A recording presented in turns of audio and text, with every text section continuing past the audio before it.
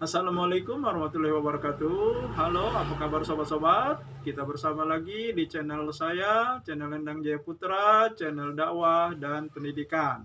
Sobat-sobat, kali ini saya ingin berbicara yang berhubungan dengan dunia pendidikan. Beberapa waktu berselang sudah dihebohkan dan terjadi silang pendapat mengenai pemberian gelar Profesor Kehormatan kepada Ibu Megawati Soekarno Putri. Sobat-sobat, sebenarnya pemberian gelar Profesor Kehormatan atau Doktor Honoris Causa itu hal yang biasa. Karena orang yang diberi kehormatan seperti itu dianggap sudah berjasa dan mempunyai karya yang luar biasa dalam ilmu pengetahuan dan kemanusiaan. Tetapi, kenapa pemberian Profesor Kehormatan kepada Ibu Megawati menjadi heboh dan terjadi silang pendapat?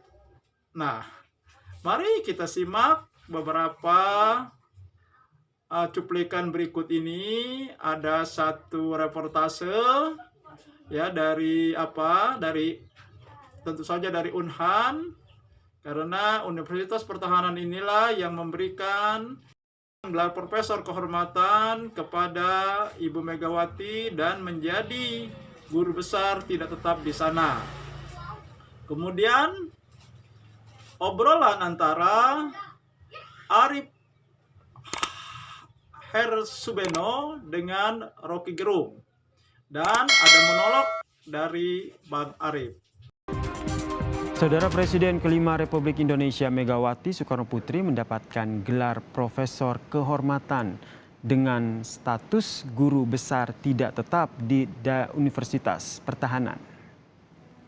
Gelar Profesor Kehormatan ini dianugerahkan kepada Megawati melalui sidang Senat Terbuka Universitas Pertahanan, Saudara. Publik dibuat kaget sekaligus tertawa ketika Universitas Pertahanan berniat memberikan gelar Profesor Kehormatan kepada Megawati Soekarno Putri di bidang strategic leadership. Pertanyaannya adalah, sudah sedemikian rendahnyakah marwah universitas sehingga jabatan akademik tertinggi tadi ditengarai bisa menjadi alat untuk bargain atau transaksi politik? Aturannya sebenarnya ya bro, di Indonesia, untuk memperoleh gelar Dr. Honoris Causa ada ketentuan yang cukup ketat ya, baik dari sisi lembaga yang memberikan maupun juga dari sisi pihak yang akan dikasih ya. Kita lihat juga dulu ya dari lembaganya. Lembaga yang memberikan gelar Dr. Honoris Causa menurut aturan yang berlaku haruslah satu lembaga yang memang memiliki ya, lembaga pendidikan tinggi tentunya, yang memiliki program studi yang sama dengan bidang di mana doktor tadi akan dikeluarkan. Jadi misalnya kalau dia akan memberikan doktor honoris causa di bidang manajemen misalnya, maka dia harus punya program studi yang mengajarkan manajemen di jenjang doktoral ya. Jadi kalau lembaga tadi tidak punya pendidikan jenjang doktor, dia nggak bisa ngasih gelar doktor honoris causa gitu ya. Nah, orang yang boleh atau yang eligible ya untuk mendapatkan gelar Dr. Honoris Causa adalah seseorang yang dianggap punya kontribusi yang luar biasa ya. Ini gue garis bawahi ya. Kontribusinya harus sangat luar biasa di bidang ilmu pengetahuan, teknologi ya, seni atau budaya. Jadi itu ya bidang-bidangnya. Kemudian juga ini yang penting ya. Walaupun ini bukan ditempuh lewat pendidikan, ternyata aturan perundang-undangan yang berlaku menegaskan untuk mendapatkan gelar Dr. Honoris Causa, seseorang berpendidikan minimal S1. Menurut gue make sense ya. Artinya kalau dia nggak tamat S1 agak gimana ya untuk mendapatkan gelar doktor. Nah, dalam konteks ini bro, gue agak-agak bingung ya.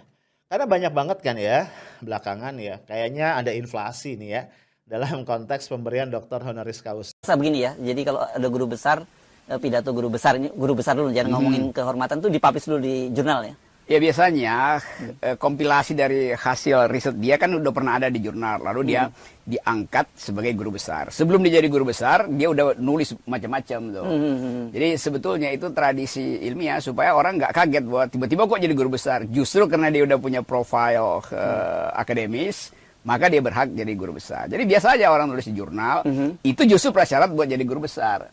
Jadi bukan karena guru besar maka dia nulis di jurnal. Justru karena sudah nulis, dan biasanya tulisan itu udah berkali-kali dengan tema yang sama, sehingga kelihatan kompetensi dia untuk mengajar, mengasuh mata kuliah yang dia tulis itu. Gitu. Oke.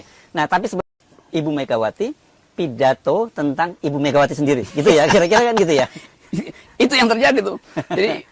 Jadi terlihat bahwa ada yang bukan tidak normal tapi kurang lengkap latar belakangnya tuh. Kesulitannya nanti Pak Prabowo mungkin sebagai Menteri Pertahanan akan kasih semacam pengantar atau rektornya kasih pengantar tuh. Nanti rektornya akan bikin sinopsis yang akan diberitakan oleh Ibu Mega adalah dirinya sendiri, kan agak repot itu kan. Lain kalau Ibu Mega menerangkan keadaan strategi, lalu nanti di panel oleh beberapa profesor. Itu lebih terhormat sebetulnya Ibu Mega jadi panelis utama. Iya, jadi Bung Rocky nih supaya kita akurasinya benar nih, saya bacakan ya. Jadi judul dari pidato Presiden Megawati yang sudah diunggah di jurnal Unhan itu adalah Kepemimpinan Presiden Megawati pada Era Krisis Multidimensi 2001 sampai 2004. Itu kemudian byline penulisnya adalah Diah Permata Megawati Setiawati Soekarno Putri. Nah ini rupanya yang kemudian netizen bilang, loh ini sebenarnya yang cerita Ibu Megawati cerita tentang diri sendiri, atau ada orang lain yang menulis untuk Ibu Megawati, atau Ibu Megawati pidato tentang orang lain yang namanya sama dengan Ibu Megawati. Nah, dari beberapa cuplikan tersebut, kita bisa menarik kesimpulan, sobat-sobat, kenapa pemberian gelar Profesor Kehormatan kepada Ibu Megawati menjadi heboh dan menjadi silang pendapat.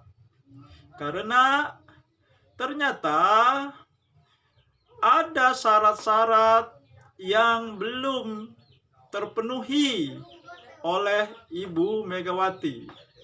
Yang pertama, seorang profesor itu sebelumnya harus mempunyai karya ilmiah, memiliki tulisan-tulisan yang dari situ dia dianggap layak diangkat atau diberi kehormatan menjadi profesor atau guru besar di salah satu universitas. Yang kedua, ternyata Ibu Megawati ini belum sarjana, belum S1. Walaupun dia pernah kuliah, tetapi tidak sempat menyelesaikannya.